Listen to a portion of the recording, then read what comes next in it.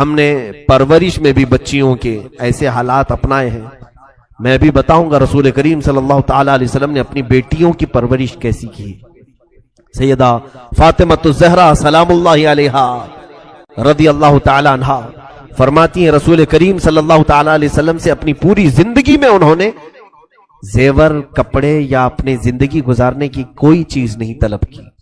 زندگی میں ایک ہی بار وہ آئی تھی غلام مانگنے کے لیے, تب بھی رسول کریم صلی اللہ علیہ وسلم نے ان کو تسبیح سے نوازا, تسبیح دے کر کے بھیجا, اپنے کام خود کرنا انہیں سکھایا.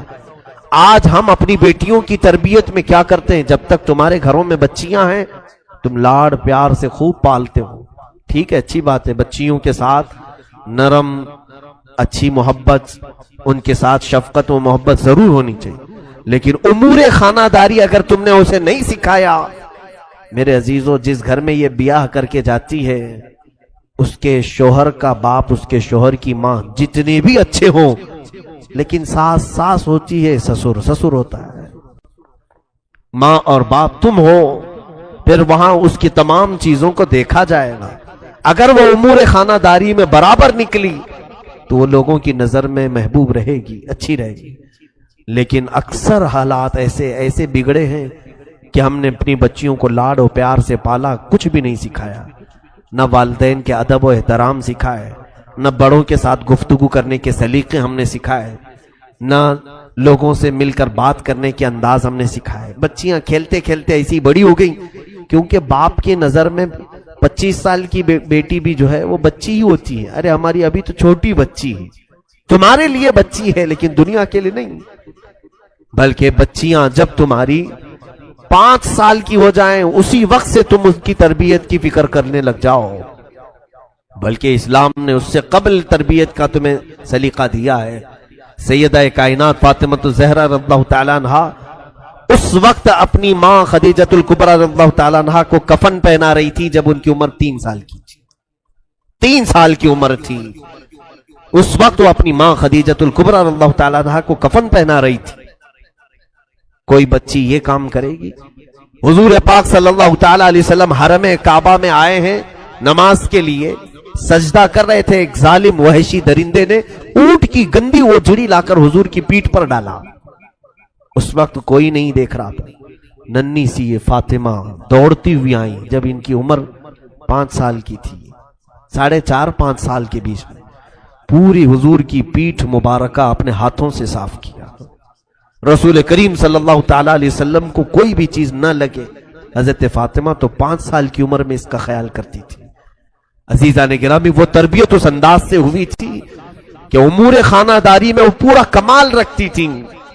اور اس کے بعد حضور صلی اللہ تعالی علیہ وسلم کی یہ بیٹیاں گھروں میں کھانا بنانا خود جانتی تھی. حضرت خدیجہ کے انتقال کے بعد گھر پورا چلانے کی ذمہ داریاں حضور کی بیٹیوں کے اوپر تھی. حضرت فاطمہ رضی اللہ تعالیٰ عنہ نے تو 5 سال کی عمر سے ہی چولہا سنبھالا تھا. 5 سال کی عمر میں, 5 سال میں تو ہماری بچیاں صرف کھیلتی ہیں. میرے عزیزو, یقیناً تمہاری محبت اپنی جگہ پر, ان کی تربیت پر توجہ تو ہو. آپ اگر ان کو سکھانے میں کچھ سختی کرتے ہو تو یہ بچیاں بعد میں تمہیں یاد کر کے فخر کریں گی کہ ہمارے ماں باپ نے ہمیں زیور اخلاق سے نوازا ہے. اگر تم شادی میں انہیں زیور نہیں بھی دیے, اخلاق کی دولت دیا, تو پھر یہ پوری زندگی بھر اس جیسی عورت کوئی کہیں نہیں ملے گی. دنیا والے بھی دیکھ کر فخر کریں گے کہ اس کے ماں باپ نے اس کو سونا چاندی اگرچہ نہیں دیا لیکن اخلاق کا زیور دے کر کے بھیجا ہے. وہ اخلاق کے زیور پر تم توجہ کرو. بچیاں کس سے بات کرنی چاہیے, کس سے نہیں بات کرنی چاہیے, یہ سلیقے باپ سکھائے. کہاں ہمارے پاس وقت ہے. ہم اپنی بچیوں کو ٹائم کب دیتے ہیں؟ سنڈے ٹو سنڈے, باقی سب تو ہمارے جاب پر چلتے ہیں. اس وقت تو ہم کام پر چلے جاتے ہیں جب بچے سو رہے ہوتے ہیں, اور پھر جب واپس آتے ہیں تب بھی بچے کھا کر کے سو چکے ہوتے ہیں. اکثر ایسا ہوتا ہے کہ گھروں میں بچوں کے ساتھ اچھی طرح سے مل بیٹھ کر کی تربیت کا کوئی انداز ملتا بھی ہے تو ہفتے میں ایک بار سنڈے آتا ہے. وہ بھی ہم نے دیکھا ہے کہ بچے اصرار کرتے ہیں کہیں پکنک پہ چلو, تو وہ بھی پکنک پہ نظر ہو گیا, کہیں گھومنے کے لیے چلے گئے. تو اسی طرح سے تو پوری جوانی آ گئی, تمہیں خبر ہی نہیں ہوتی, احساس ہی نہیں ہوتا کہ ہمارے بچے کب بڑے ہو گئے. تمہارے سامنے پلک جھپکتے یہ کھڑے ہو جاتے ہیں، جوانی کی عمر میں آ جاتے ہیں۔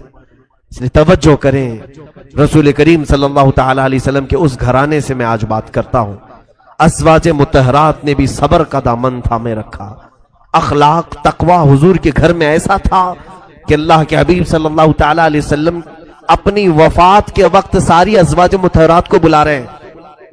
جس دن حضور کی وفات ہوئی، جس دن حضور کا انتقال ہوا، ساری بیویوں کو بلایا۔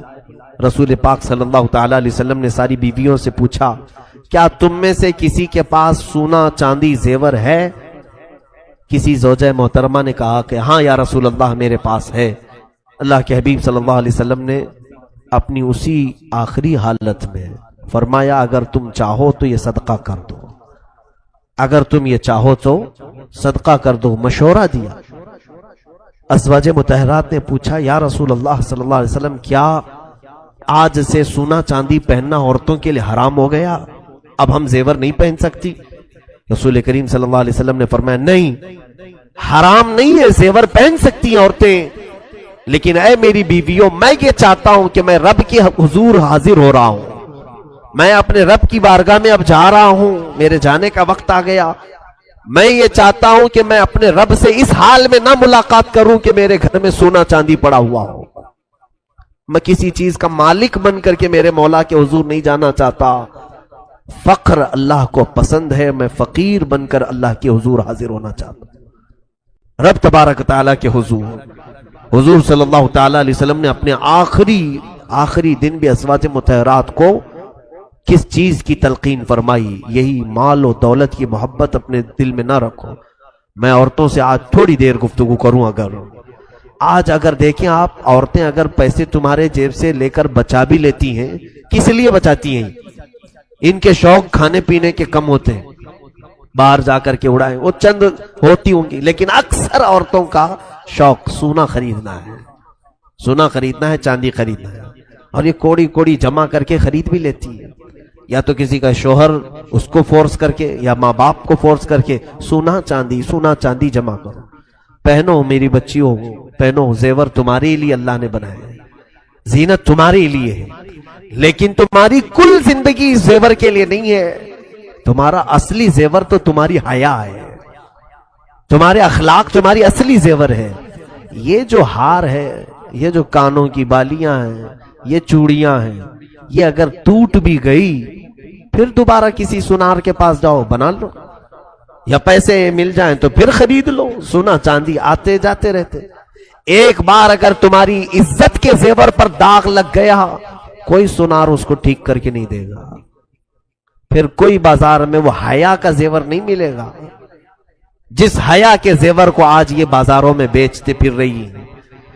بچیاں ہماری بہت ساری نا سمجھ ہیں، وہ دنیا کے اس بہاؤ میں بہ جاتی ہیں۔ جب دنیا یہ کہہ رہی ہے دوپٹے نکالو، اپنے بالوں کو لہراؤ، دکھاؤ لوگوں کو تم دکھانے والی چیز ہو، ان ظالموں نے تمہیں ننگا کرنے کی ٹھان لی ہے۔ آؤ میرے مصطفیٰ کریم صلی اللہ علیہ وسلم کی بارگاہ میں، تمہاری عزت اور تمہاری وقار کو اتنا بڑھایا ہے میرے عزیزو۔ آج بھی ہم اپنی بچیوں کو، بیویوں کو، بہنوں کو کیا کالا نقاب نہیں پہناتے؟ وہی غلاف ڈالتے ہیں جس طرح کعبے پر کالا غلاف ڈالا گیا ہے۔ عظمت والی چیزوں پر ہم پردہ ڈال کر رکھتے ہیں، عظمت والی چیزوں پر ہم غلاف ڈال کر کے رکھتے ہیں۔ ان عورتوں کو ہم نے مقدس سمجھا ہے، اس لیے اوڑھا کر کے رکھتے ہیں، یہ نہیں کہ ہم انہیں باندھ کر کے پابند کر کے رکھ رہے ہیں۔ تمہاری عزت، کیونکہ آج درندے ایسے ہیں کہ کوے کے سامنے گوشت رکھو اور پھر یہ کہو کوے کو شریف بننا چاہیے، وہ کیسے شریف بنے گا؟ آج یہی کہہ رہے ہیں نا، جب بھی ہم لباس کے بارے میں بات کرتے ہیں، کچھ ٹی وی کے اینکرز آ کر کے چلاتی ہیں کٹ لباس میں، آپ صرف لڑکیوں کو بولو، عورتوں کو بولو، مردوں کو کیوں نہیں کہتے کہ اپنی نگاہیں نیچے رکھیں؟ میرے عزیزو، قرآن تو بہت پہلے ہی فرمایا ہے کہ مردوں کو نگاہیں نیچی رکھیں، ساتھ میں تمہیں بھی کہا ہے کہ تم اپنی ساری چیزیں ڈھانک کر کے رکھو، اس لیے کہ نگاہیں نیچی شریف آدمی رکھے گا، اور شریر آدمی اور بدماش تو اپنی آنکھیں صرف اسی لیے پھیلاتا رہے گا کہ اسے کہاں چھیتڑے ملیں گے، کہاں اس کو غلاظت ملے گی۔ اور تم کووں کو اگر کہہ دو کہ شریف بن کر کے رہو، ہم گوشت اوپر کھلا رکھے ہوئے، کتنے کوے شریف نکلیں گے؟ کسی سے اگر تمہاری برادری ہو، تعلق ہو، تو وہ کوا ہو سکتا ہے گوشت چھوڑ کے چلا جائے، ورنہ تو کوے کے اندر ہرس ہے، لالچ ہے، وہ ٹھوک مارے گا، گوشت اٹھا لے جائے گا۔ آج ہماری بچیوں کے ساتھ جو ریپ کے کیسز بڑھتے جا رہے ہیں، اس کی ایک اہم وجہ یہ بھی ہے ان کا اظہار، ماڈرن کلچر۔ میرے عزیزو، میری یہ بات جو ہے نان مسلم بھی ایکسپٹ کرتے ہیں، بہت سارے ہیں، بہت سارے جو مسلمان نہیں ہیں وہ بھی اس بات کو سراہتے ہیں۔ حقیقت ہمارا جو کلچر ہے، ہمارا جو مشرقی کلچر ہے، یہ اس میں الحمدللہ بہت عافیت ہے۔ اگر تم ماڈرن کلچر کی بات کر کے مغربی تہذیب کو لانا چاہتے ہو، ویسٹرن کلچر، تو اس میں تو یہ ہے کہ ماں کون ہے وہ بھی بچے کو معلوم نہیں، باپ کتنے ہیں وہ بھی معلوم نہیں۔ اس کلچر کو تم پسند کرتے ہو جہاں گدھے اور بیل، کتے اتنا نہیں زنا کرتے ہوں گے جتنا مرد اور عورتیں سڑکوں پر کرتے ہیں۔ کیا وہ کلچر تمہیں پسند ہے؟ جنگل کی طرح اگر جانوروں کی طرح جینا پسند ہے تو پھر معاشرے میں رہنے کا مطلب کیا ہے؟ میرے عزیزو، اسلام کے اقدار کو سمجھو۔ اسلام نے تمہیں عزتوں سے نوازا ہے۔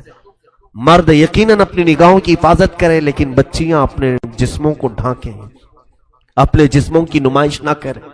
حدیث پاک میں ہے جو عورت صرف خوشبو لگا کر اس لیے نکلتی ہے، خوشبو لگانا منع نہیں ہے، لیکن اس کی نیت اگر یہ ہے کہ بازار میں لوگ میری طرف متوجہ ہو جائیں، میری خوشبو کو سونگھیں، سپرے لگا کر، پرفیوم لگا کر عورتیں جس طرح سے چلیں، حدیث پاک میں موجود ہے۔ فرمایا رسول کریم صلی اللہ علیہ وسلم نے کہ وہ زنا کرنے والی عورت ہے، کہ اس نے لوگوں کو زنا کی دعوت دی، کتنوں کی خواہشوں کو بھڑکایا، کتنوں کی نگاہوں کو خراب کیا، یہ مرکز گناہ بن جاتی ہے۔ اور ایک حدیث پاک میں اگر کسی اجنبی مرد نے تمہارے جسم کو بلا حجاب چھوا، زنا بہت دور کی بات ہے، ایک عورت کے ساتھ دوسرا مرد اگر بغیر کسی شرعی تعلق کے چھوا ہے، چھونے کی بات آئی ہے، زنا کی نہیں، چھوا ہے، تو اس عورت پر قبر میں اللہ تعالیٰ 99 سانپ مسلط کرے گا۔ اس میں سے ایک سانپ اتنا قوت والا کہ وہ صرف پونچھ اگر پہاڑ پہ مارے تو پہاڑ پھٹ جائے گا، وہ اس عورت کی قبر پر سانپ مسلط کیے جائیں گے۔ تو اپنے جسم کو کسی کے حوالے ہرگز نہ کرو جب تک تمہارا نکاح نہ ہو جائے۔ اللہ تعالیٰ کی امانت ہو تم، ہماری بچیاں یہ دین اسلام کی امانت ہے، بلکہ میں تو کہتا ہوں رسول پاک صلی اللہ تعالیٰ علیہ وسلم کی عزت تمہارے دوپٹوں کے ساتھ ہے۔ تم نے اگر نکال پھینکا تو لوگ صرف تمہارے نام کو نہیں کوسیں گے، سیدھے فاطمہ زہرا کی کنیز کو بھی کوسنا شروع کریں گے کہ یہ نام اس کا فاطمہ ہے، نام اس کا آمنہ ہے، نام اس کا خدیجہ ہے، لیکن اس کا تعلق اخلاق سے کوئی بھی نظر نہیں آتا۔ عزیزان گرامی، میں بچیوں سے کہہ رہا تھا سونے اور چاندی کے اکٹھا کرنے میں جو دن اور رات لگا کر پیسے جمع کرتی ہیں، ٹھیک ہے جمع کر لیا، سونا بھی جمع کیا، چاندی بھی جمع کیا، پتا ہے میں نے دیکھا ہے، اور جب اس کا انتقال ہو جاتا ہے گھر میں پردہ کر لیا گیا، ایک خاتون کا انتقال ہو گیا ہے، سب سے پہلے گھر کی عورتیں، بچیاں ہوں اس کی یا بہنیں ہوں یا اس کے رشتہ دار ہوں، آ کر کے سب سے پہلے وہی سونا نکالتی ہیں اس کے کانوں سے، اس کے گلے سے وہ ہار نکال لیتی ہیں، اس کے ہاتھوں سے وہ چوڑیاں نکال لیتی ہیں، پائل نکال لیے جاتے ہیں۔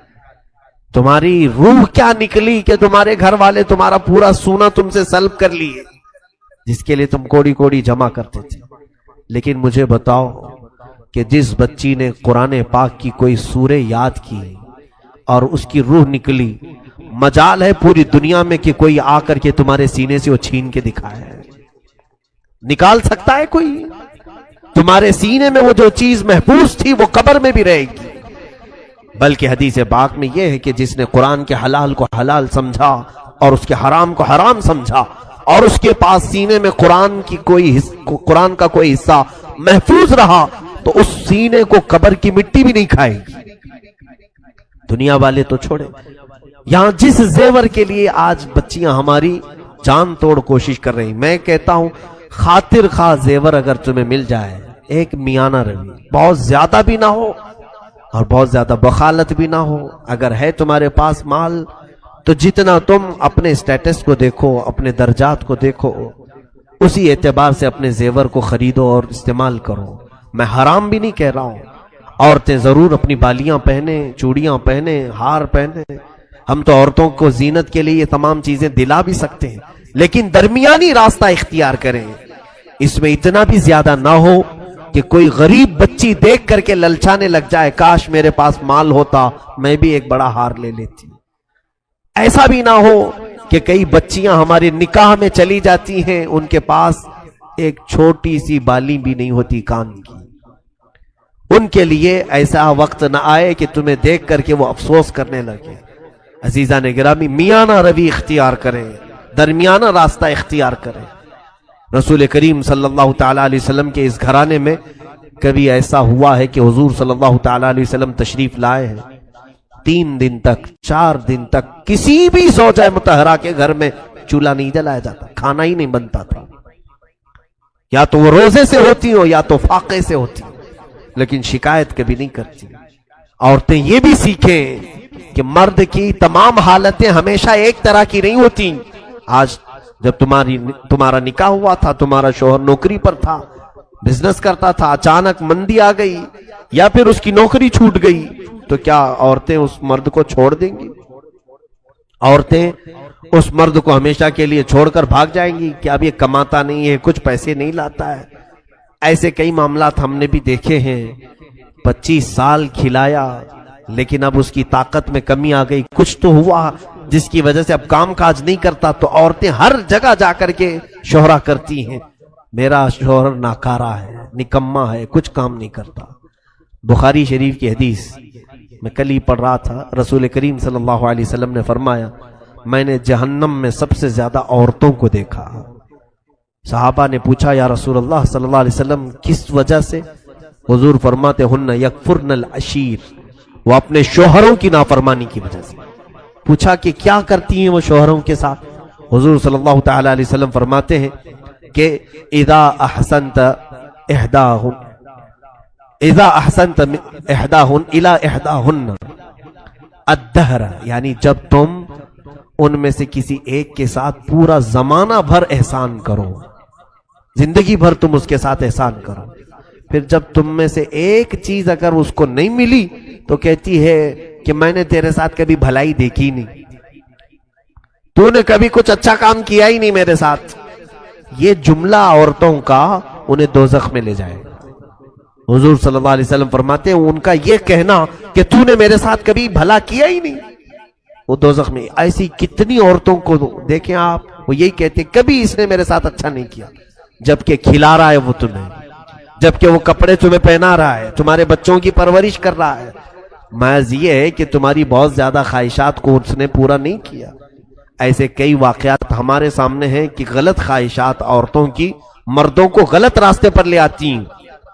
ایک بہت اچھا نوجوان ہمارے پاس نماز پڑھتا تھا، مقتدی تھا ہمارا، اچانک وہ غائب ہوا، کئی دن تک نہیں تھا، اور کئی سالوں کے بعد اس کو پھر دوبارہ ہم نے دیکھا تو معلوم کیا بہت بری حالت ہے اس کی. شراب پیتا ہے، باہر کٹوں پر پڑا رہتا ہے. نیک آدمی تھا. اس کو بلوایا، پوچھا کیا حالت ہے تیری، کیوں ایسے بن گیا؟ وہ رونے لگا، اور پھر اس نے جو واقعہ بتایا میں نے کئی جگہ پر اس کو ذکر کیا. کہا کہ میری شادی ہوئی، میں بہت زیادہ محبت کرتا ہوں میری بیوی سے، اور محبت سے شادی کیا تھا. شادی کے بعد میری نوکری تھی اپنے ہی شہر میں، لیکن میری تنخواہ پوری نہیں ہو پاتی تھی. میری بیوی کے جو خواہشات تھے میں اس کو پورا نہیں کر پاتا تھا.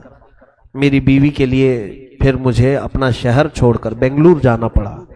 میں نے کوئی بڑی نوکری کی تلاش کی، وہاں پہنچا. وہاں پہنچ کر کے جب میں کمانے لگا، تھوڑی زیادہ پیسے ملے اور بھیجتا تھا، لیکن گھر میں مہینہ ہونے سے پہلے ہی وہ سارے پیسے خرچ ہو جاتے ہیں. پھر اخراجات کے لیے میری بیوی مجھے پتہ نہیں کیسے کیسے تانے مارتی. تو پھر ایسا ہوا کہ میں قرض لینا شروع کیا، قرض میں بھی ڈوبا. ٹینشن اتنا بڑھ گیا، گھر پیسے بھیجنے کا اور ادھر قرض خواہوں کا. اس اثنا میں سگریٹ پینے لگا. لوگوں نے کہا کہ سگریٹ پئیں گے تو تھوڑا سا ٹینشن کم ہوتا ہے. پیتے پیتے یہاں تک عادت لگ گئی کہ نوکری جس میں جاتا تھا وہاں کی نوکری بھی چھوٹ گئی. تو غم کی وجہ سے دوست ملے ایسے کہ انہوں نے شراب کی لت لگا دی اور شراب پی کر کے رات بھر پتہ ہی نہیں چلتا تھا کہ کون سی نوکری کون سی بیوی، سب ختم۔ اور اس کے بعد حالت ایسی ہو گئی کہ شراب پی پی کر کے اس کے پھیپھڑے خراب ہو گئے، اس کے گردے سڑنے کو آ گئے، اتنی کثرت سے اس نے پی۔ عمر اس کی 35 سال، 35 سال کی عمر میں اتنے ساری چیزیں کر لیا۔ خیر اس کے بعد اس کی حالت صحیح ہوئی تھوڑی سی، لیکن اس خاتون کے متعلق میں نے نصیحتاً اس کے گھر بھی بھیجا کہ آپ ہمارے اسلام سے تعلق رکھنے والی میری بہن، ایک مرد کے بگاڑنے میں یا اس کے بگڑنے میں تمہاری خواہشات کا بڑا رول ہے۔ کاش اگر تم اس کو یہ کہتی کہ شراب اور سگریٹ کو ہاتھ مت لگانا، چاہے مجھے آدھی ہی روٹی کیوں نہ بھیجو، اگر یہ کہتی تو شاید تیرا شوہر آج اس طرح سے گردوں کی بیماری میں نہیں ہوتا۔ آج اس کی بیماری پر کوئی دیکھنے والا نہیں ہے اور واویلا کرتی پھرتی ہے کہ مجھے مسکین بنا ڈالا، کم عمر میں مجھے ایسی نوبت پر لے آیا۔ یہ ساری وجہیں عورتیں کبھی کبھار بن جاتی ہیں۔ میں خواتین سے ضرور کہوں گا کہ اپنے شوہروں سے طلب کریں، تم محبت کے ساتھ ساری چیزیں طلب کرو، لیکن اتنا پریشر نہ ڈالو کہ وہ حرام کاموں کی طرف چلا جائے، اتنا پریشر نہ ڈالو کہ وہ تمہارا شوہر حلال کو چھوڑ کر کے پھر ڈاکہ زنی کرنے لگ جائے، چوری کرنے لگ جائے۔ ظاہر سی بات ہے، جس شوہر کی آمدنی 1000 روپے ہو، تم 5000 کا میک اپ سیٹ مانگو گی تو چوری ہی کر کے لائے گا نا، یا تو پھر کسی کو ٹوپی پہنائے گا، دھوکہ دے گا، یا تو پھر قرضہ لے کر کے آئے گا، شریف آدمی بھی ہو۔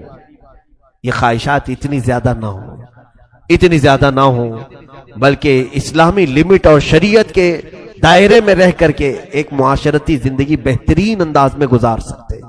وہ زندگی آؤ میرے مصطفیٰ کریم صلی اللہ علیہ وسلم کے گھر والوں میں، آقا کونین صلی اللہ تعالی علیہ وسلم۔ ایک بات سن لیجئے آپ، حضرت ابو ہریرہ کہتے ہیں، سیدنا ابو ہریرہ رضی اللہ تعالیٰ عنہ، یہ کون سے صحابی؟ اصحاب صفہ میں سے، جو 70 صحابہ حضور کی مسجد میں ہمیشہ رہتے تھے، گھر بار چھوڑ کر کے آئے اور صدقے پر یہ چلتے تھے، جو کچھ بھی ان کو صدقہ آتا تھا وہی کھاتے تھے۔ ایک بار 2 دن تک کچھ بھی نہیں آیا۔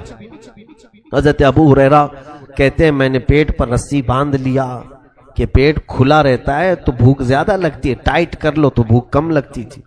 پھر میں نکلا جا کر کے حضور کو دکھاؤں، اسی اثنا میں حضور اپنے حجرے سے باہر نکل رہے تھے۔ میں نے کہا کہ یا رسول اللہ صلی اللہ علیہ وسلم، اصحاب صفہ میں 2 دن سے کوئی صدقہ ہی نہیں آیا، نہ کھجوریں نہ دودھ، اور میرا پیٹ جو ہے بھوک کی شدت کی وجہ سے سکڑتا جا رہا ہے۔ اللہ کے حبیب صلی اللہ تعالی علیہ وسلم نے اپنا جبہ اٹھا کر کے دکھایا۔ حضرت ابو ہریرہ کہتے ہیں حضور نے بھی رسی سے 2 پتھر باندھے تھے۔ کہا ابو ہریرہ میں نے بھی 3 دن سے تو کچھ بھی نہیں کھایا۔ اللہ کے حبیب صلی اللہ تعالی علیہ وسلم کا یہ فرمان سن کر حضرت ابو ہریرہ کہتے ہیں مجھے بڑی شرمندگی ہوئی، میں نے کیوں ذکر کیا، لیکن میرے آقا صلی اللہ علیہ وسلم نے فرمایا ابو ہریرہ چلو تمہیں بھوکا نہیں چھوڑوں گا، ساتھ میں چلو۔ نکلے، دوپہر کا وقت تھا، دیکھا باہر مسجد نبوی کے حضرت ابو بکر حضرت عمر بھی آئے ہوئے تھے۔ حضور نے ان سے پوچھا کہ کیسے باہر آنا ہوا؟ وہ دونوں بھی اپنا پیٹ پکڑ کر کہہ رہے تھے یا رسول اللہ بھوک نے ہمیں باہر لایا۔ حضرت ابو بکر تو یہ کہہ رہے تھے بھوک شدت کی لگی ہے تو اس وقت باہر کیوں آئے؟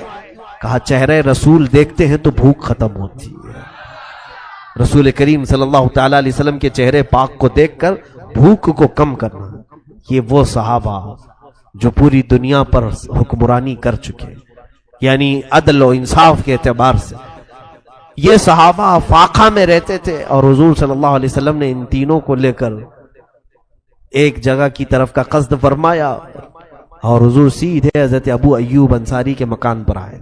یہ میزبان رسول ہیں، جس وقت میرے آقا مدینے میں اترے تھے تب بھی پہلے ان کے ہی گھر پہ اترے۔ حضور صلی اللہ تعالی علیہ وسلم ان کے گھر پر سیدھے اندر آئے، کہا ابو ایوب ہیں؟ ان کی بیوی نے کہا باہر گئے ہیں کام پر۔ کہا گھر میں کچھ کھانا ہے؟ ان کی بیوی کہنے لگی ابھی تو کچھ بنا نہیں۔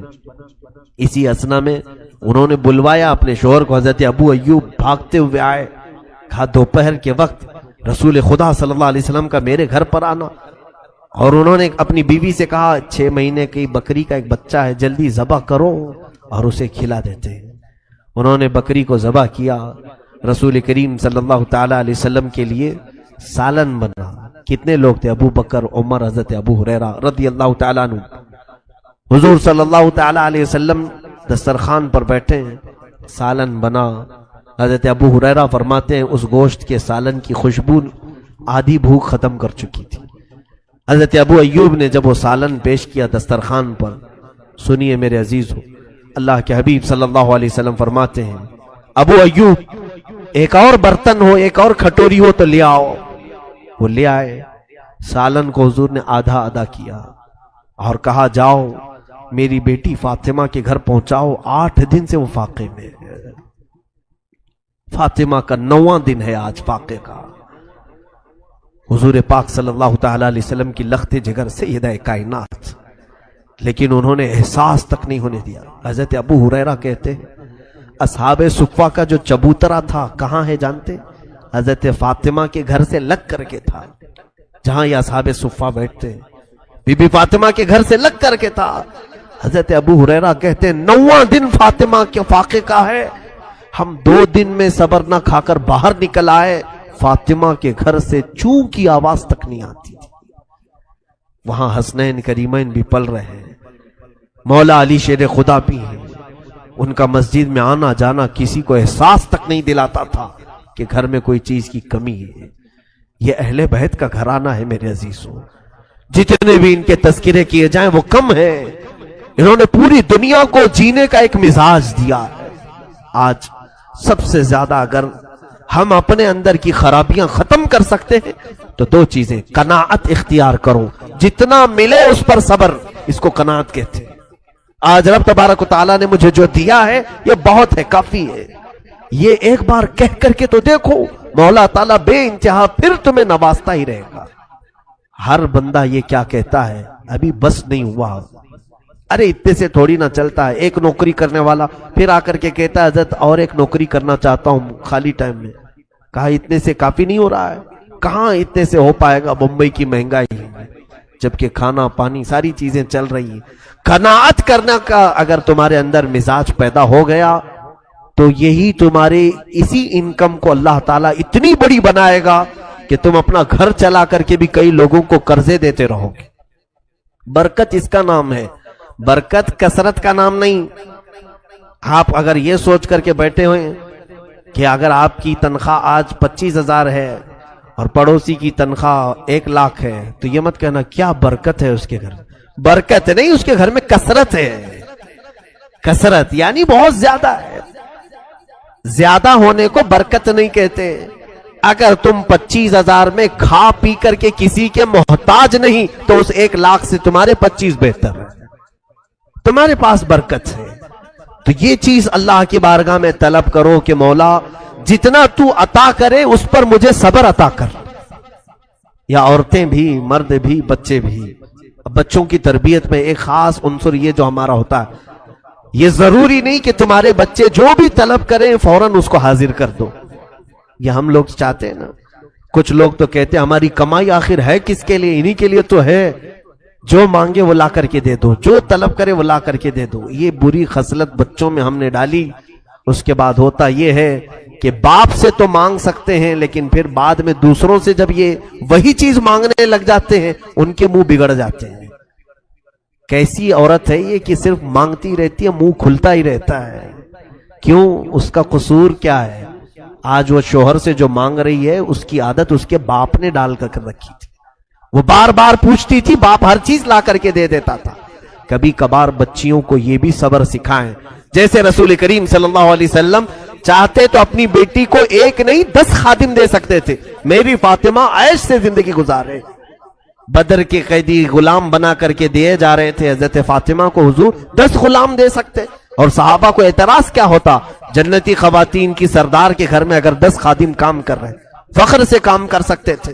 लेकिन हुजूर ने क्या कह करके भेजा, फातिमा जाओ सब्र करो, थकन ज्यादा हो जाए तो रात में तस्बीह पढ़ो। कभी कभार बच्चियों को यह भी तलकीन करो।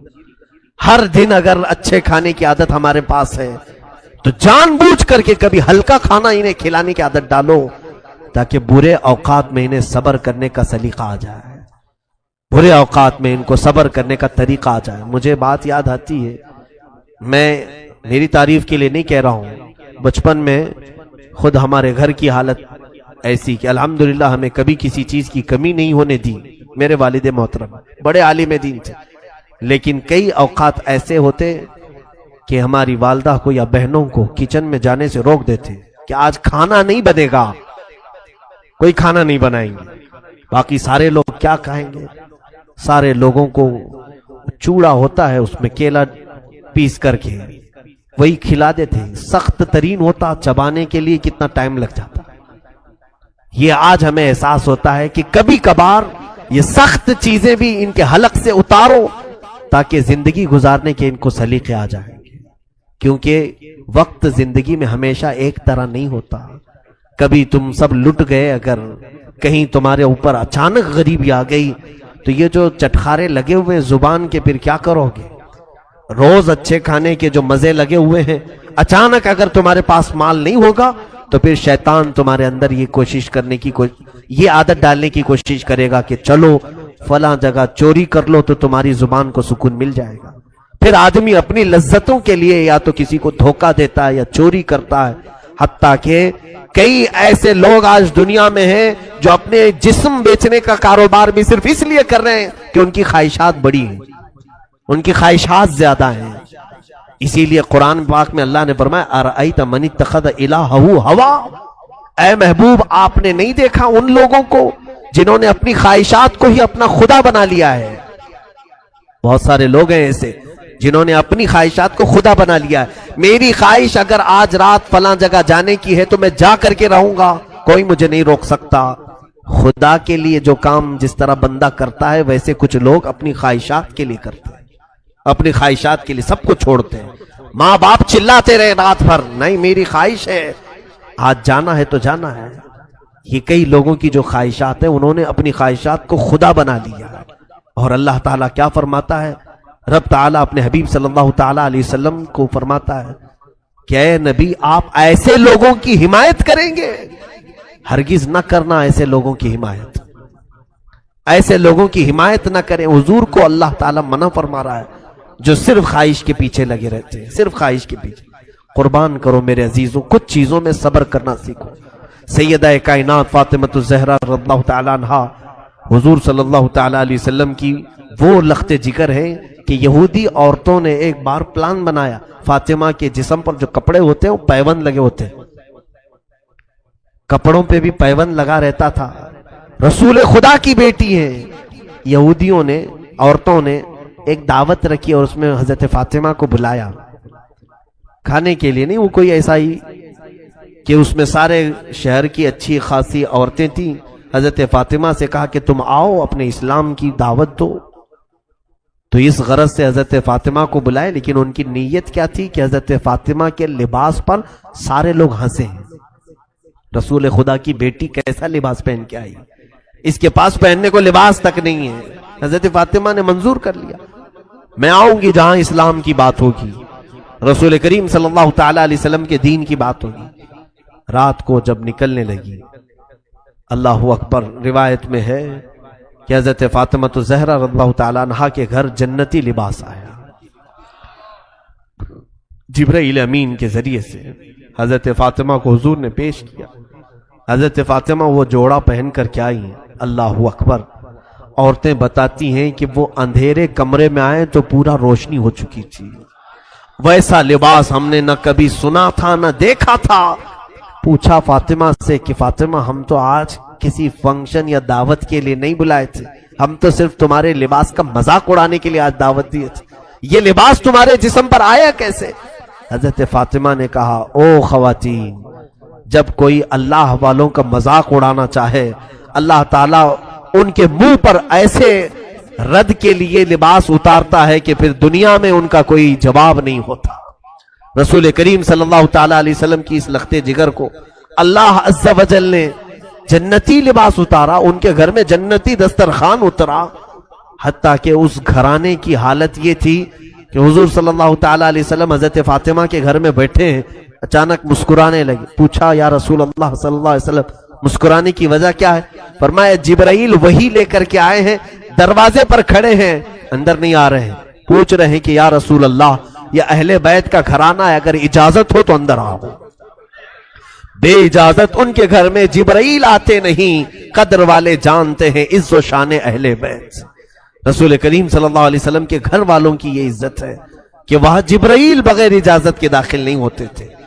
اس فاطمہ الزہرا رضی اللہ تعالی عنہا کی سادگی پر لاکھوں سلام۔ لیکن جانتے ہیں آپ سیدہ کائنات فاطمہ الزہرا کی بات آج میں تھوڑی سی آگے بڑھا کر کے رخصت ہونا چاہوں گا۔ عورتوں کو بھی فکر کیا ہونی چاہیے، بچیاں اپنے باپ، اپنے شوہر اور اپنے بھائیوں کی بھی اگر آج فکر کر لیں، بہت ساری چیزوں سے یہ آزاد ہو جائیں گی، بہت ساری چیزوں سے آزاد ہو جائیں۔ ہو کیا رہا ہے کہ بچیوں کو ایسا لگتا ہے ہماری زندگی میں کل کام ہمارا مقصد کھانا بنانا، صبح دوپہر شام میں بچے ہوئے کپڑے دھلنا، ہانڈیاں مانجنا، اس میں سے بھی کوئی وقت بچ جائے تو سیریل دیکھنا، اس کے علاوہ ہمارا مقصد ہی نہیں ہے۔ میرے عزیزوں، سیدہ کائنات فاطمہ الزہرا کا ایک مقصد دیکھیں آپ۔ جانتے ہیں آپ رسول کریم صلی اللہ علیہ وسلم کی اس دختر نیک اختر جن کی ہمیشہ تمنا کیا رہتی تھی، فرماتی ہیں حضور صلی اللہ تعالی علیہ وسلم نے جب حضرت علی سے ان کا نکاح طے کیا تو مہر مقرر کرنے کے لیے حضور نے خود ان سے مشورہ کیا، حضرت فاطمہ سے۔ حضرت فاطمہ رضی اللہ تعالی عنہا اپنی وفات کے وقت، آخری دن ہے ان کی زندگی کا، جلدی جلدی کپڑے دھو رہی ہیں، گھر کا سارا سامان سلیقے سے لگا رہی، حسنین کریمین کو نہلا رہی۔ حضور کی وفات کے صرف 6 مہینے کے بعد آپ کا انتقال ہوا۔ ان 6 مہینوں میں حضرت فاطمہ کو کسی نے ہنستے ہوئے نہیں دیکھا تھا۔ 6 مہینے کے بعد حضرت فاطمہ الزہرا رضی اللہ تعالیٰ عنہ حسنین کریمین کو سارے کام کروا کر کے دے رہی۔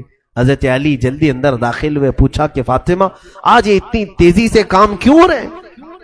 کہا میرے شوہر نامدار رفیق حیات، میں چاہتی ہوں کہ حسنین کریمین کو آخری بار اپنے ہاتھوں سے نہلاؤں دھلاؤں، مجھے معلوم نہیں کہ میرے بعد انہیں اب کون پہنائے گا، مجھے لگتا ہے کہ میری زندگی کی آخری ساعتیں آ گئی۔ تو حضرت علی نے غمناک لہجے میں دیکھا تو حضرت فاطمہ اندر گئی، ایک طاق میں سے ایک چٹھی لے آئی، کہا کہ یہ چٹھی کھولنا مت، میرا انتقال ہو جائے تو میری قبر میں یہ میرے سرہانے پر رکھ دینا، دفن کر دینا اس کو۔ مولا علی شیر خدا رضی اللہ تعالیٰ عنہ اپنی اس رفیق حیات سے ہمیشہ راضی رہے، ہمیشہ راضی رہے۔ حضرت فاطمہ سے کہتے ہیں فاطمہ کیا یہ راز مجھے بھی نہیں بتاؤ، اس چٹھی میں کیا ہے، کیا لکھا ہوا ہے؟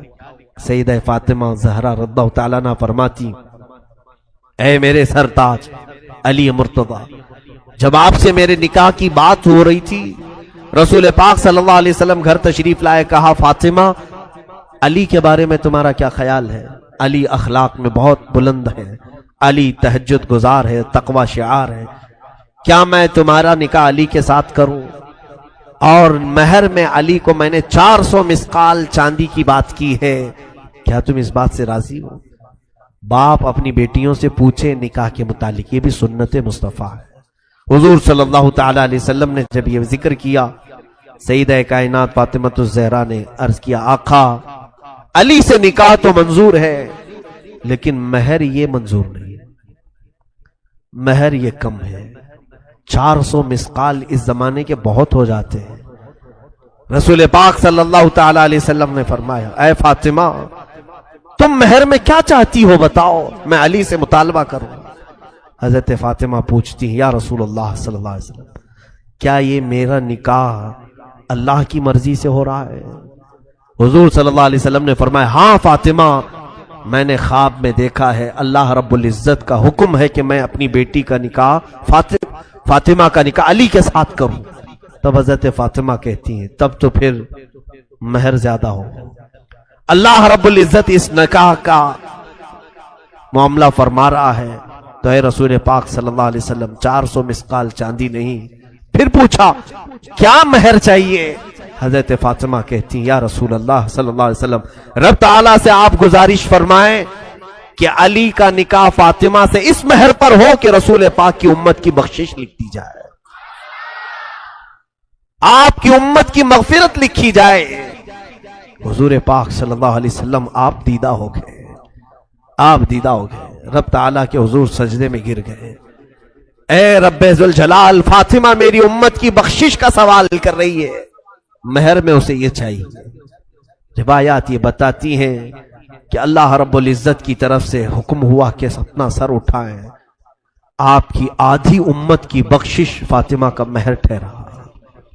حضور پاک صلی اللہ علیہ وسلم سے حضرت فاطمہ کہتی ہیں میں نے وہ لکھوا لیا تھا چٹھی میں تاکہ بروز قیامت میں میرے رب سے میرے حبیب کی امت کی بخشش کا سوال کروں۔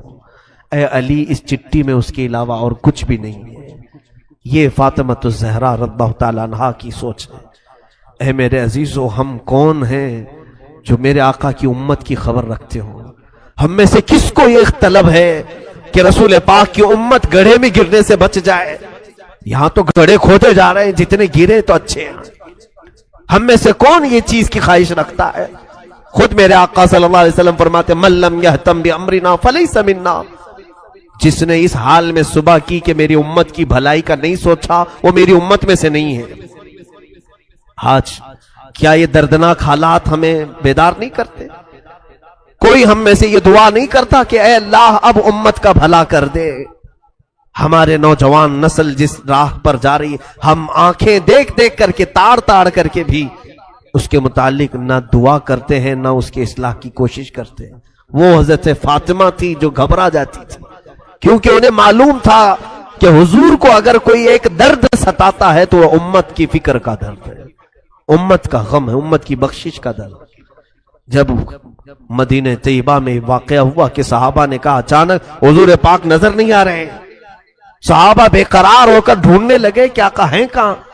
ایک صحابی نے پا لیا حضور مدینے کے نواح میں دور کسی ایک جنگل کے پاس سجدے میں ہیں، اور حضرت ابو بکر وہاں ڈھونڈتے ہوئے پہنچے۔ ایک بکریاں چرانے والا گزر رہا تھا، پوچھا کیا میرے آقا کو تُونے دیکھا ہے؟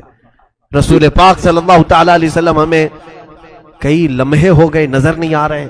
اس چرواہے نے کہا میں نہیں جانتا تمہارا نبی کون ہے، تمہارا آقا کون ہے، ہاں البتہ اس پہاڑ کے پیچھے کوئی ایک آدمی اتنا رو رہا ہے کہ اس کے رونے کی آواز سے میری بکریوں نے کھانا چھوڑ دیا ہے، چارہ چھوڑ دیا ہے۔ حضرت ابو بکر نے کہا یقیناً اس طرح کا رونا تو میرے آقا کا ہی ہوگا۔ حضرت ابو بکر نے پوچھا اس چرواہے سے اے بندے تو بکریاں چرا رہا ہے، رونے والے کو دیکھا وہ کیا کہہ کر کے رو رہا ہے؟ کہا پتہ نہیں، امت امت کہتا ہے اور روتا جاتا ہے۔ حضرت ابو بکر بے اختیار روتے ہوئے قریب آئے۔ سید الانبیاء صلی اللہ تعالی علیہ وسلم کے آنسوؤں سے زمین تر تھی۔ کہہ رہے تھے میرے آقا رب ذوالجلال کے حضور، اے مولا میری امت کو میرے حوالے کر دے، میری امت کو میرے حوالے کر دے، میری امت بڑی بھولی ہے، وہ مجھے نہیں پہچانتی۔ سچ فرمایا آقا، آپ نے، آپ کی امت آپ کو کہاں پہچان رہی ہے؟ آج ہم نے دوسروں کو پہچان لیا، اپنے نبی کونین صلی اللہ تعالی علیہ وسلم کو پہچاننے سے دور بھاگتے ہیں۔ بتانے کے لیے اگر کوئی کوشش بھی کرے تو ہمارے اخلاق ایسے ہیں، ہم حضور کو سننا نہیں چاہ رہے ہیں۔ دیکھو آج ہمارے گھروں میں جا کر بچوں کو اٹھا کر کے پوچھو، ہر فلمی ہیرو کا بایو ڈاٹا اسے یاد ہوگا، کون کہاں رہتا ہے، کون کیسی ایکٹنگ کرتا ہے، کس کے کتنے فلم ہیں، سارے اسے یاد ہیں۔ اسے اگر میرے آقا کی ذات کے بارے میں پوچھو تو کچھ بھی نہیں جانتا، کچھ نہیں جانتا۔ صحابہ کے بعد دیگرے وہاں آئے، سبوں نے درخواست کی کہ آقا سر مبارک کو اٹھائیں، سجدہ اتنا طویل ہو گیا تو جسم پر تکلیف ہو جائے گی۔ حضور پاک صلی اللہ تعالی علیہ وسلم اسی طرح سجدے میں ہیں۔ تو اس کے بعد صحابہ نے کہا کہ حضور کسی کی بھی بات پر سر نہیں اٹھاتے۔ مشورہ یہی طے پایا کہ حضرت فاطمہ کو بلایا جائے، اگر حضرت فاطمہ کہیں گی تو حضور ضرور سر اٹھائیں گے۔ سبوں نے جا کر کے سیدہ کے گھر یہ درخواست کی کہ اللہ کے حبیب تمہارے بابا سر جو سجدے میں رکھیں اٹھاتے نہیں، بے اختیار روتے جا رہے ہیں۔ سیدہ حجاب کے ساتھ آئیں، پردے کے ساتھ آئیں، سارے لوگ ہٹ گئے۔ رسول پاک صلی اللہ علیہ وسلم کے کندھے پر ہاتھ رکھتی ہیں، کہتی ہیں بابا آپ کی فاطمہ آئی ہے، آپ سر اٹھائیں۔ رسول کریم صلی اللہ علیہ وسلم اسی حالت میں سر رکھے ہوئے تھے۔ ہم گنہگاروں کی تسبیح، آج ہم سجدے میں جاتے ہیں تو اپنی مطلب کی مانگنے کے لیے جاتے ہیں۔ ہم تو سجدوں میں یہی کہتے ہیں نا مولا مجھے یہ دے دے، مجھے یہ دے دے۔ وہ رسول پاک ہم جیسے نکموں کو مانگ رہے تھے. مولا بعد میں آنے والی امت میرے حوالے کر. قربان جاؤ اس نبی کے سجدوں پر کہ ہم کو حضور نے سجدوں میں مانگا ہے. سیدہ فاطمہ کی بار بار اصرار پر حضور نے سر نہیں اٹھایا. سیدہ کائنات نے صرف اتنا کہا یا رسول اللہ صلی اللہ علیہ وسلم، فاطمہ آپ سے وعدہ کرتی ہے آج کے بعد سے مولا تعالیٰ جتنی بھی مجھے حیات دے گا، جب تک کی زندگی دے گا، قسم ہے رب ذوالجلال کی، فاطمہ کوئی رات نہیں سوئے گی، صرف آپ کی امت کی بخشش کی دعا کرے گی. صرف میں آپ کی امت کی بخشش کی دعا کروں گی. حضور پاک نے جب ان سے یہ سنا تو اپنا سر اٹھایا. فاطمہ کو دیکھا کہ میری امت کی بخشش کا درد یہ بھی رکھتی ہے. میرے عزیزو، ایک بیٹی کی ذمہ داری یہ بھی ہوتی ہے کہ وہ اپنے باپ کی فکروں میں ساتھ دے. باپ جس طرح کی فکر میں ہے اسی فکر میں وہ لگے. رسول کریم صلی اللہ تعالی علیہ وسلم کی اس لخت جگر نے امت کا بوجھ اپنے اوپر اٹھایا. اور پھر روایات یہ بتاتی ہیں رات کے بعد وہ خود سجدے میں جاتی تھیں تو ادھر بلال حبشی کی اذان ہو جاتی تھی فجر کی، تب تک وہ سجدے میں رہتی تھی. ایسی محویت کا عالم ہوتا تھا کہ وہ کہتی تھی سر اٹھا کر کے کہ راتیں بہت چھوٹی ہیں، میرا پورا سجدہ نہیں ہو پاتا. اس سیدہ کائنات فاطمۃ الزہرا، لاکھوں سلام ہو، لاکھوں کروڑوں درود ہو ان کی تربت انور پر. زندگی گزارنے کے ہزار سلیقے ہمارے گھروں کو دیے ہیں. اور یاد رکھو، آج میری بہنوں اور بچیوں سے ضرور کہوں گا، جتنا کربلا تم سنو گی سب فاطمہ کی گود سے نکلے ہوئے شہزادوں کا ہی کربلا ہے. پوری دنیا کو اگر کسی نے حسن دیا ہے تو زہرا نے دیا. پوری دنیا کو امامت کا بادشاہ حسین اگر دیا ہے تو فاطمہ نے دیا ہے. پیر سے اپنے جھولا جھلاتی تھی، ہاتھ سے روٹیاں بناتی تھی، ہاتھ سے روٹیاں بناتے پیر سے جھولا جھلاتی. اس جھولا جھلانے کے وقت بھی کئی آیتیں ہیں پڑھتی رہتی تھی. طٰہٰ ما انزلنا علیک القرآن لتشقیٰ، کبھی یاسین والقرآن الحکیم. یہ قرآن کی صورتیں تلاوت ہو رہی ہیں، حسنین کریمین کو جھولے جھلائے جا رہے ہیں. یہاں تو ہم گانے فلاں چیزیں گا کر کے بچوں کو سلانے کی عادت ڈالتے ہیں. حسنین کریمین نے تو اپنی ماں سے قرآن کی لوریاں سنی ہیں. رسول کریم صلی اللہ تعالی علیہ وسلم کا یہ گھرانہ جو پورے دین اسلام کو بچانے کا ضامن ہے. دیکھیں آپ، حضور جب نجران کے عیسائیوں کے ساتھ مقابلے کے لیے بھی چلے تھے تو انہی گھر والوں کو لے کر چلے تھے. میں کل اہل بیت کے ذکر میں عرض کروں گا، سیدہ ظاہرہ طیبہ طاہرہ جان احمد کی راحت پہ لاکھوں سلام. یہ دنیا سے گئی بھی ہے تو اس شان سے گئی ہے.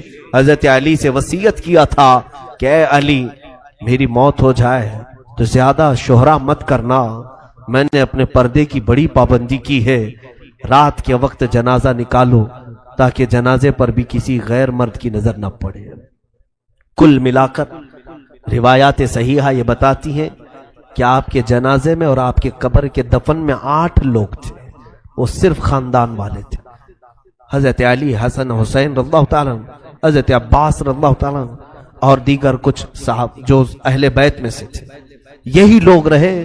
سیدہ فاطمۃ الزہرا رضی اللہ تعالیٰ عنہا کو رات کے وقت دفن کیا گیا. اب آخری حدیث سن لو میرے آقا صلی اللہ علیہ وسلم.